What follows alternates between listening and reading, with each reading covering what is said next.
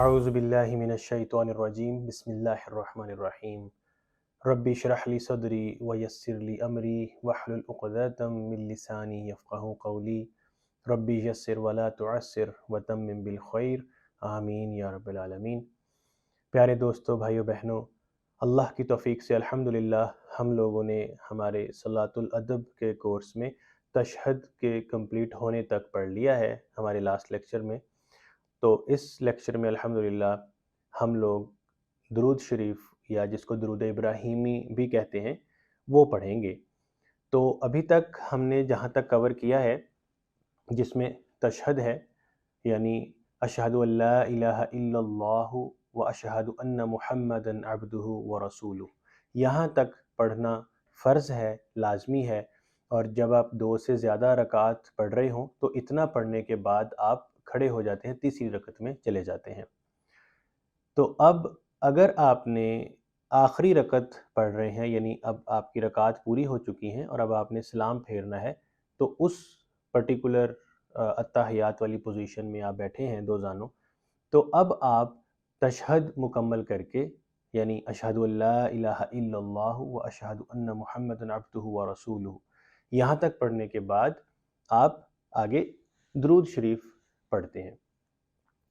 تو درود شریف کی جو شرعی طور کے اوپر مینڈیٹری یا ضروری یا لازمی ہونے کے حساب سے جو شریعت ہے، اس میں جو امام ابو حنیفہ یعنی حنفی اسکول آف تھاٹ کو فالو کرتے ہیں، ان کے مطابق درود شریف واجب ہے، یعنی فرض کے بعد جو سمجھ لیں کہ سیکنڈ لیول پہ ضروری ہے، کہ اگر آپ اس کو چھوڑ دیں تو اس صورت کے اندر کچھ علماء کے مطابق کہ آپ گناہ کے مرتکب ہیں، آپ نہیں چھوڑیں۔ اور جو امام مالک، امام شافعی اسکول آف تھاٹ ہے، اس سائڈ پہ اگر آپ دیکھیں تو وہاں پہ درود شریف کو نفل سمجھا جاتا ہے۔ تو یہ ڈفرینس آف اوپینین ہے، آپ کو جو آپ کا تقویٰ اور آپ کے متعلقہ جو بھی عالم صاحب یا مولانا صاحب، شیخ صاحب کو آپ فالو کرتے ہیں، آپ ان کے جو گائیڈنس ہے اس کے مطابق چلیے، اس میں کوئی حرج نہیں۔ اب بائی نیچر درود شریف جو ہے یہ بھی دعا ہے ایکچولی۔ تو جب آپ کا تشہد کمپلیٹ ہو جاتا ہے تو اس کے بعد اب آپ کی نماز کا آخری حصہ یا دعائیہ حصہ جس میں آپ دعا مانگتے ہیں اللہ سے، وہ پورشن یا وہ ٹائم آ جاتا ہے۔ تو اب اس سچویشن میں علماء یہ فرماتے ہیں کہ بہترین ہے کہ آپ دعا مانگنے سے پہلے سب سے پہلے ہمارے نبی صلی اللہ علیہ وآلہ وسلم کے لیے دعا مانگیں، پہلے ان کے لیے مانگیں، اس کے بعد اپنے لیے مانگیں۔ تو اسی لیے اکثر ہم دعا سے شروع میں اور آخر میں اول آخر درود شریف رکھ کے یا پڑھ کے تو درمیان میں دعا مانگتے ہیں، کیونکہ اللہ کے محبوب کی بات ہے، اللہ کے محبوب کے لیے مانگ رہے ہیں اور وہی چیزیں مانگ رہے ہیں جو اللہ نے حکم دی ہیں اور جو اللہ اور اس کے فرشتے خود بھی کرتے ہیں، صلی، ٹھیک ہے۔ تو یہ چیز جب آپ رکھتے ہیں اور اس کے بعد آپ اپنی دعا آخر پہ مانگتے ہیں، رب اجعلنی مقیم الصلاۃ یا ربنا آتنا فی الدنیا حسنۃ وفی الآخرۃ حسنۃ وقنا عذاب النار، تو وہ جو دعا پھر آپ اس کے بعد مانگتے ہیں تو وہ بہت زیادہ قبولیت کے حساب سے اہم ہو جاتی ہے۔ تو اس لیے علماء کے مطابق درود شریف آپ لازمی پڑھا کریں اپنی نماز میں۔ تو اب اس کے ترجمہ کی طرف چلتے ہیں۔ بہت آسان اس کا ترجمہ ہے اور آلموسٹ کافی سارے الفاظ اس میں وہ ہیں، ابھی ہم دیکھیں گے جو ہم ابھی آلریڈی ہمارے کورس کے پچھلے لیکچرز میں آلریڈی کور کر چکے ہیں۔ تو چلتے ہیں بورڈ کی طرف۔ آلریڈی ڈیفرنٹ کلرز کے ساتھ ہم نے بریک ڈاؤن کر لیا ہے۔ اللہم، اے اللہ،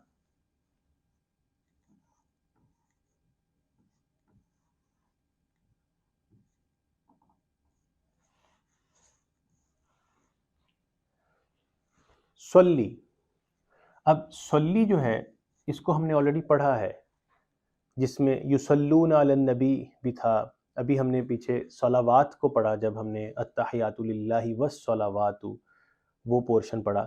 تو صلی صلوات سے ہے، یعنی رحمت اور شفقت کی دعا مانگنا، یا رحمت اور شفقت مانگنا، تو یہ معنی آئیں گے۔ تو یہاں پہ ہم اس کو اسی سینس میں لیں گے۔ تو ہم مخلوق ہیں، ہم مانگیں گے، اللہ عطا کرتا ہے۔ تو صلی علی ہم نے پڑھا تھا اپون، یا ان کے اوپر، کن کے اوپر؟ محمدن، تو بائی نیم رسول صلی اللہ علیہ وآلہ وسلم کا ذکر ہے۔ یہاں پہ ایک انتہائی خوبصورت بات عرض کرنا چاہوں گا۔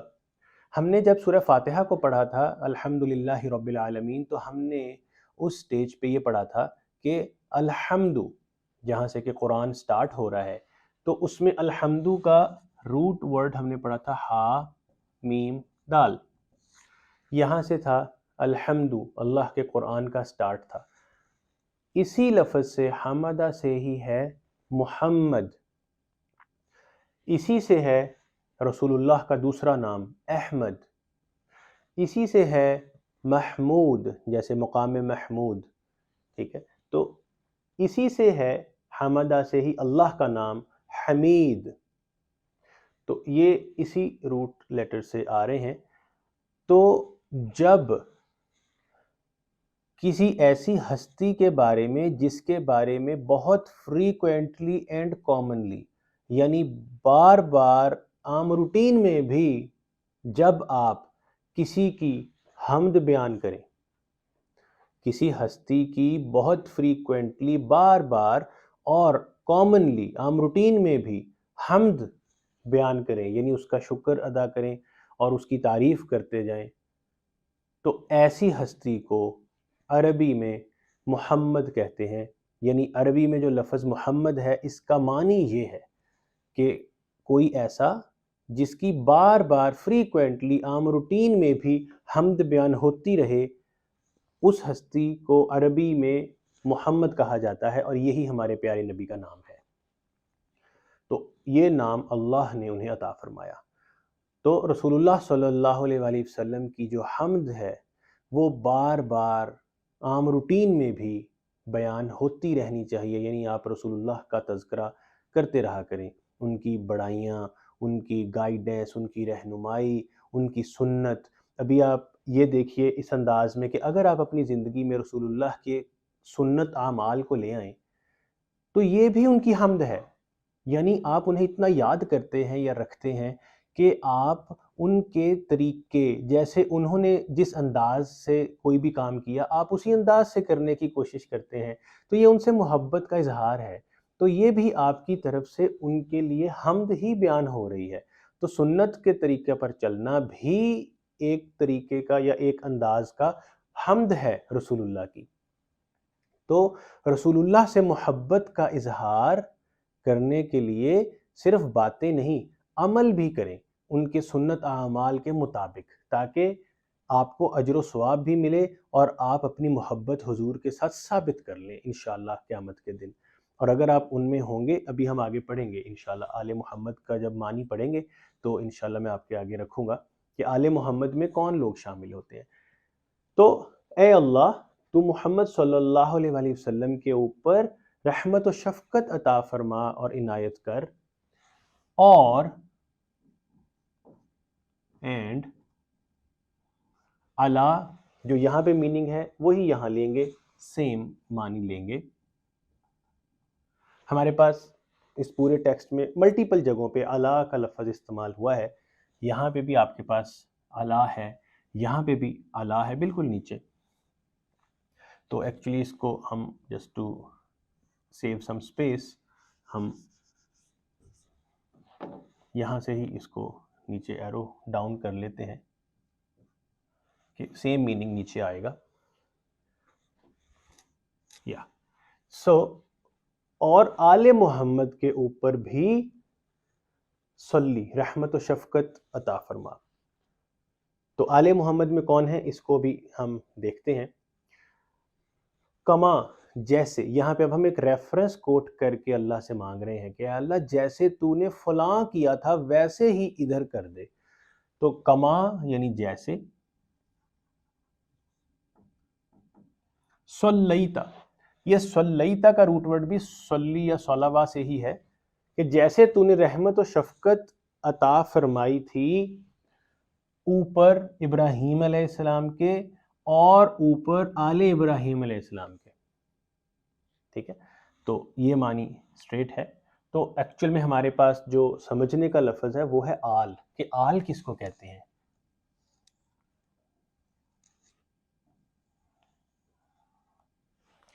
یہ ہے سمجھنے کی چیز کہ آل میں شامل کون کون ہیں.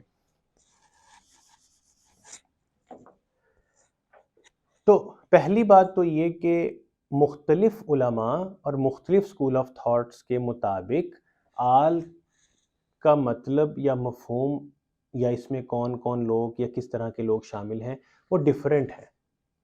اس لیے ممکن ہے کہ جو میں معنی آپ کے آگے رکھوں تو کچھ اسکول آف تھاٹس یا علماء کے مطابق وہ کریکٹ نہ ہو اور کچھ کے مطابق وہ ٹھیک ہو، لیکن مجھے میری سمجھ کے مطابق جو بھی اللہ نے عطا فرمائی، جو مجھے زیادہ اپیلنگ اور کنونسنگ لگا، تو وہ میں آپ کے حضور آپ کے سامنے پیش کرتا ہوں.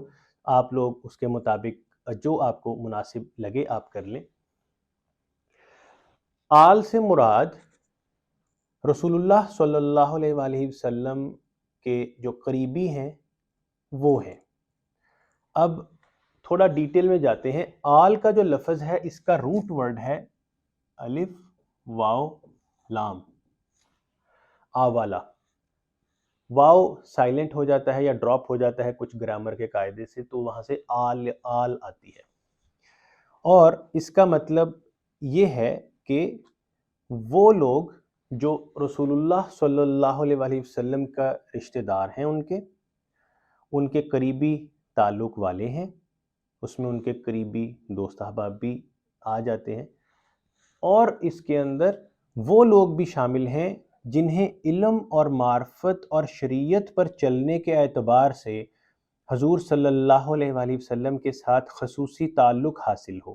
یعنی رسول اللہ صلی اللہ علیہ وآلہ وسلم کے طریقہ پر چلنے کی وجہ سے آپ کی جو ایک نسبت، ایک مناسبت اطاعت کرنے کی وجہ سے رسول کے ساتھ قائم ہو جاتی ہے، نبی صلی اللہ علیہ وآلہ وسلم کے ساتھ، تو بھی آپ ان کی نسبت والے یا ان کے تعلق والے کہلاتے ہیں، اور ایسی صورت میں آپ آل میں کاؤنٹ ہو جاتے ہیں.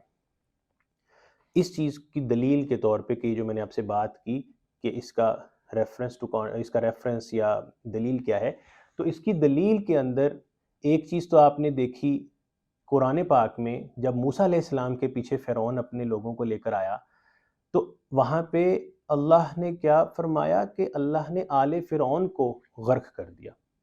آل فرعون اس کے اندر کیا صرف فرعون اور اس کے گھر والے تھے؟ نہیں.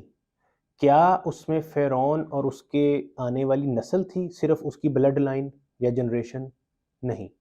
اس میں وہ سارے شامل تھے جو فرعون کے رستے پہ چلنے والے تھے. تو جو فرعون کا پیروکار تھا اور اس کے رستے پہ چلنے والا تھا وہ سارے غرق ہو گئے، اور ان سب کے لیے اللہ نے قرآن میں آل کا لفظ استعمال کیا ہے، آل فرعون. تو ایک تو یہ دلیل یا کانسیپٹ آتا ہے کہ آل محمد میں وہ سب آئیں گے جو کوئی نبی پاک کے رستے پہ چلنے والے ہوں گے، وہ سب آ جائیں گے آل میں. اب اس چیز کی اور اس بات کی فردر اتھینٹسٹی کے لیے میں امام جعفر رحمۃ اللہ علیہ جو بہت بڑے امام ہیں، وہ امام ابو حنیفہ رحمۃ اللہ علیہ کے استاد محترم بھی ہیں، ان کی سٹیٹمنٹ ایک کوٹ کرتا ہوں، لیکن اس کے ساتھ ساتھ میں امام جعفر رضی اللہ تعالی رحمۃ اللہ علیہ کا جو مقام ہے وہ بھی ایک چھوٹے سے سٹرکچر میں بیان کرتا چلوں.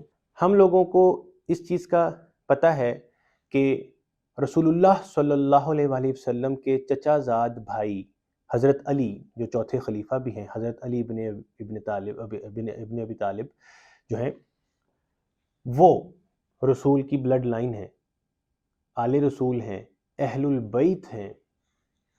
تو ان کو لیتے ہیں اور ان کی زوجہ محترمہ جو حضور صلی اللہ علیہ وآلہ وسلم کی بیٹی ہیں حضرت فاطمہ الزہرا رضی اللہ تعالیٰ عنہ، وہ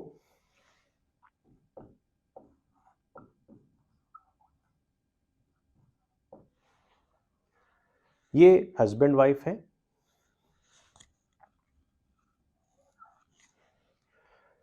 ان کی اولاد میں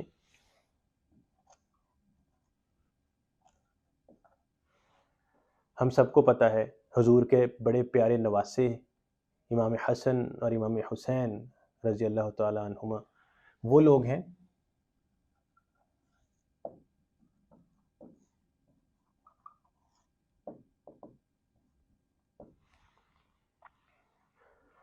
حضرت حسن رضی اللہ تعالیٰ عنہ جو ہیں حضور کے نواسے، ان کی بیٹی کا نام ہے فاطمہ رضی اللہ تعالیٰ عنہ،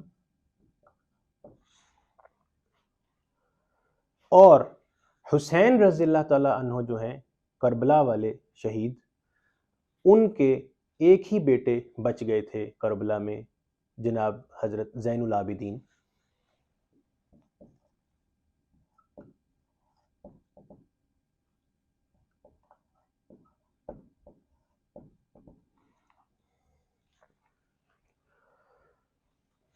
ان دونوں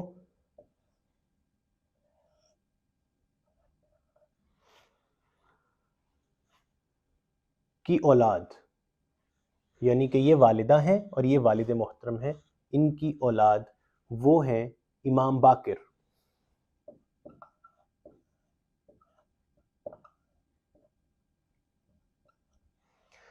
امام باقر رحمۃ اللہ علیہ. یہاں تک رکیں گے. اس کے پیرالل ہم ایک دوسرا شجرہ لے کے چلتے ہیں.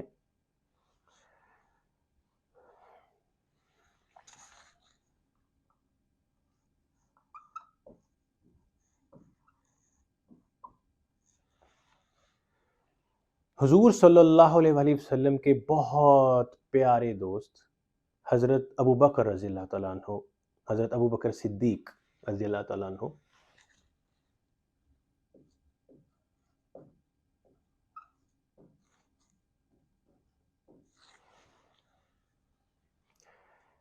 ان کی جو اولاد ہیں، جن میں ان کی ایک بیٹی حضرت عائشہ رضی اللہ تعالیٰ عنہ ہے، جو حضور کی بہت پیاری زوجہ محترمہ امہات المومنین میں سے ہے، یہ بھی ابو بکر رضی اللہ تعالیٰ عنہ کی بیٹی ہیں. ان کے علاوہ ابو بکر رضی اللہ تعالیٰ عنہ کے ایک بیٹے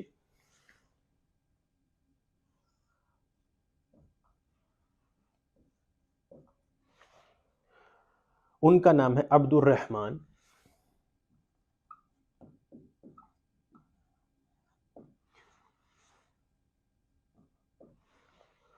اور ایک بیٹے ہیں محمد بن ابو بکر.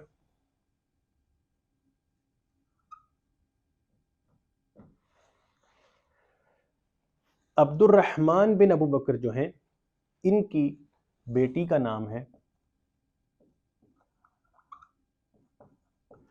حضرت اسمہ رضی اللہ تعالی عنہ، اور محمد بن ابو بکر جو ہیں، ان کے بیٹے کا نام ہے قاسم، قاسم بن محمد آپ کہہ لیں.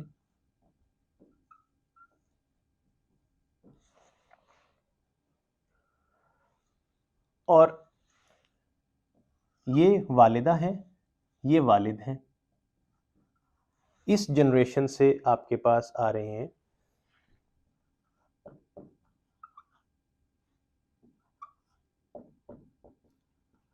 فاطمہ بنت قاسم رضی اللہ تعالی عنہ. تو یہ جنریشن ہے. اب امام باقر اس شجرہ سے آ رہے ہیں، اور فاطمہ بنت قاسم رضی اللہ تعالیٰ عنہ جو ہیں، یہ ابو بکر رضی اللہ تعالیٰ عنہ کے شجرہ سے آ رہی ہیں. یہ والد ہیں اور یہ والدہ ہیں امام جعفر صادق رحمۃ اللہ علیہ کی.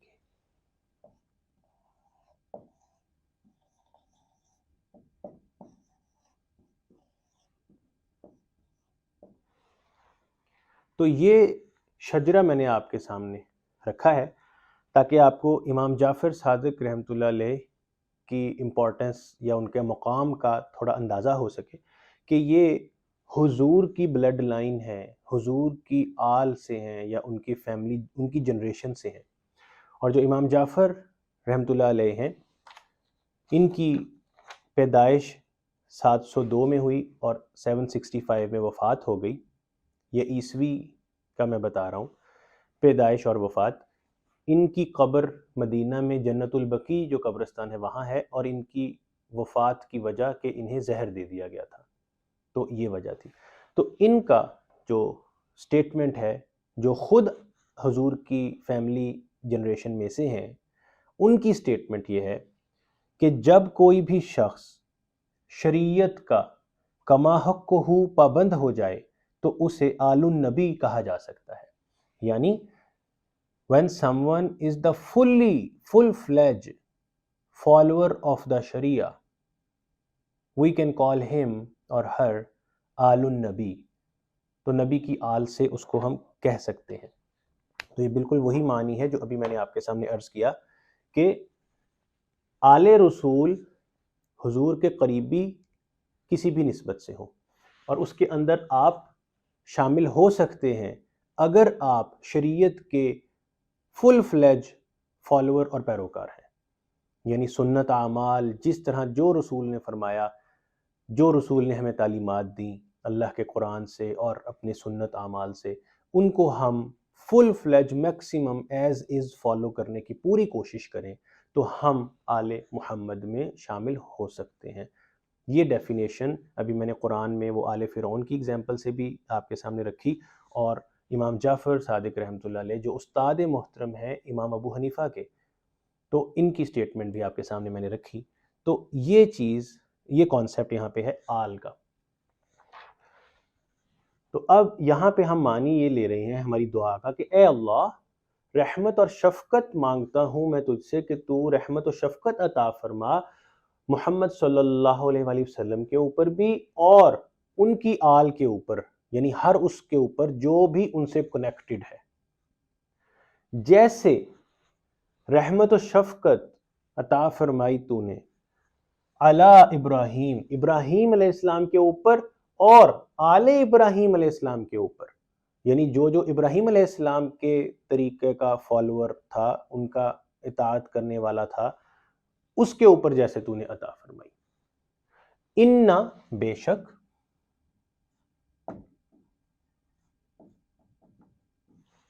کاف زبر کا کافی دفعہ پڑھا ہے، تو یعنی اللہ کی طرف آپ کہہ رہے ہیں کہ اے اللہ تو.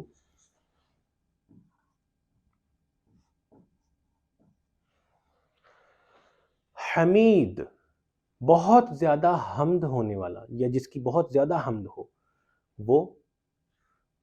مجید، مجید جو ہے اس کا روٹ ورڈ بھی ہم نے آلریڈی پڑھا ہے، اس کو کلیئر کرتے ہیں. مجید جیم دال دال جد سے ہے، جیسے ہم نے وَتَبَارَكَ اسْمُكَ وَتَعَالَى جَدُّكَ کا پڑھا تھا. تو جدو یہ جد ہے، جس کا ہم نے ترجمہ وہاں پہ مفہوم پڑھا تھا بہت زیادہ احسانات کرنے والی ذات. تو مجید جدہ سے، یہ جد سے ہی ہے، جس سے مطلب ہے کہ دینے میں یا عطا کرنے میں بہت زیادہ وسعت اور فراخی رکھنے والا، بہت زیادہ احسانات یا کھلے احسانات کرنے والا، اوپن، کھلا، وسعت کے ساتھ، بغیر کسی حد کے احسانات کرنے والا، عطا کرنے والا. تو وہ ہے مجید. تو یہاں پہ ہم اللہ کی تعریف بیان کر رہے ہیں، اس اللہ سے مانگا، ریفرنس سبمٹ کیا ہم نے ہمارا، اور پھر اللہ کی تعریف بیان کر دی تاکہ اللہ قبول فرما لے. تو اے اللہ، رحمت و شفقت عطا فرما محمد صلی اللہ علیہ وآلہ وسلم اور ان کی آل کے اوپر، بالکل ویسے جیسے تو نے رحمت و شفقت عطا فرمائی ابراہیم علیہ السلام اور ان کی آل کے اوپر. بے شک تو بہت زیادہ حمد کے لائق یا حمد رکھنے والا ہے اور بہت زیادہ احسانات کرنے والا، وسعت اور فراخی کے ساتھ عطا کرنے والا ہے. تو وسعت و فراخی کے ساتھ ہی یہ سب رحمت و شفقت بھی عطا فرما دے. تو یہ اس کا مفہوم ہے. ایگزیکٹ سیم وربیج ہی نیچے ہے، سوائے ایک لفظ کے چینج کے ساتھ، اور وہ لفظ ہے بارک، بارکتا. یہ لفظ چینج ہے یہاں پہ، اوپر والے پورشن سے ڈیفرنٹ ہے، باقی سب سیم ہے. اللہم بارک، صلی کی جگہ بارک آ گیا. علی محمد وعلی آل محمد، کما بارکتا ہے اوپر صلیتا. علی ابراہیم وعلی آل ابراہیم انک حمید مجید. تو یہ سیم آپ کے پاس سب کاپی پیسٹ کہہ لیں آ رہا ہے، صرف ایک لفظ کے فرق کے ساتھ. اور بارک کا مطلب آپ کو پتا ہے کہ اس کا روٹ ورڈ ہم نے باراکاف، بارکا ہے، جو ہم نے ابھی پیچھے التحیاتو کے پورشن میں بھی پڑھا تھا. السلام علیک ایھا النبی ورحمۃ اللہ وبرکاتہ. تو بارکا وہاں پہ بھی پڑھا تھا، تو جس سے مراد ہے کہ آپ کو آپ کی ایکسپیکٹیشن سے بھی بہت بڑھ کے عطا ہو جائے. تو ہم یہاں پہ مانگ رہے ہیں کہ اے اللہ محمد صلی اللہ علیہ وآلہ وسلم اور ان کی آل کو ان کی ایکسپیکٹیشن سے بھی بہت بڑھ کے عطا فرما. تو یہ ہے بارک اور بارکتا کا مفہوم. تو اگر اس کو اکٹھا ترجمہ لیں تو بنے گا اے اللہ بہت زیادہ برکت عطا فرما محمد صلی اللہ علیہ وآلہ وسلم کے اوپر اور ان کی آل کے اوپر، بالکل ویسے ہی جیسے تو نے برکت عطا فرمائی ابراہیم علیہ السلام اور ان کی آل کے اوپر. بے شک تو بہت زیادہ حمد رکھنے والا اور بہت زیادہ احسانات کرنے والا، وسعت اور فراخی کے ساتھ احسانات کرنے والا ہے. تو یہ اس کا مفہوم ہے. تو اس لیے جب بھی آپ دعا مانگتے ہیں تو ہم اول آخر شروع آخر میں درود ابراہیمی کو پڑھتے ہیں، تاکہ ہم پہلے حضور کے لیے مانگیں. ان کا حق ہمارے اوپر ہم سے بھی زیادہ ہے، اور انہوں نے ہمارے لیے جو کچھ بھی کیا اس کے لیے ہمیں سب سے پہلے انہی کے لیے مانگنا چاہیے. تو جب آپ کا تشہد پورا ہو جائے اور اب آپ دعا مانگنے والے سیکشن میں یا پورشن میں انٹر ہو گئے ہیں، تو اب آپ سب سے پہلے رسول کے لیے، اپنے نبی کے لیے مانگیں، اس کے بعد اپنی ذات کے لیے مانگیں. تو یہاں پہ الحمدللہ ہم نے درود ابراہیمی کا مفہوم ڈیٹیل میں دیکھ لیا ہے.